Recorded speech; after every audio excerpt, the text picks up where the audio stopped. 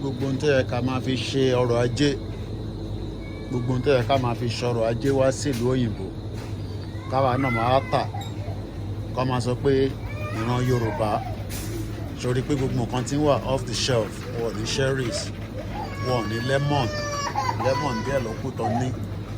àwa wá ní ilẹ̀ àwọn eléyìí ò nílẹ̀ nísìn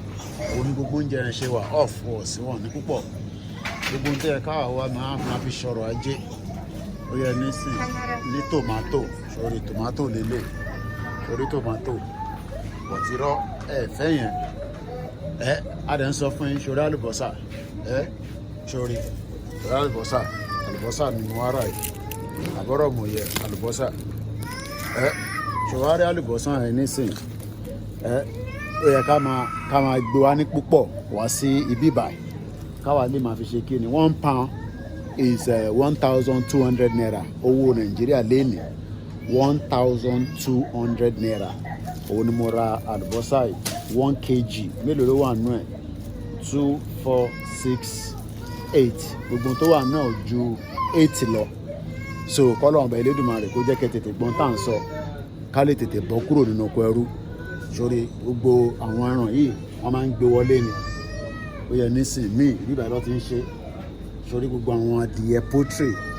mo rí bọ̀bọ̀ kan ní Ọ̀ṣun state ó ń complain nípa poultry òun ní di 15 million but unfortunately kò sí government support adìyẹ gbogbo adìyẹ sórí tàbádẹ́ ń sọ fún yín pé ẹ jẹ́ ká dá dúró olúkálukú máa lọ́nlọ́ ẹ̀ sórí nítorí ti sọ chicken dà ọ́ ti sọ àwọn ilé di drumstick so ìrànwọ́ ilé nísìn sórí tomato family pack orí tọ́ta £1 £2 that's 2,400 naira 2,400 naira òun ló ń wò yìí 2,400 ó dìgbà tí gbogbo wa bá sọ pé enough is enough ìgbà yẹn la máa lọ but for now ẹ sọ pé kò tí tó ká lọ ká sì wà nínú Nàìjíríà tó ṣiṣẹ́ kọ́lọ́n kó wà pẹ̀lú gbogbo wa Koiki Media bringing the world closer to your doorsteps.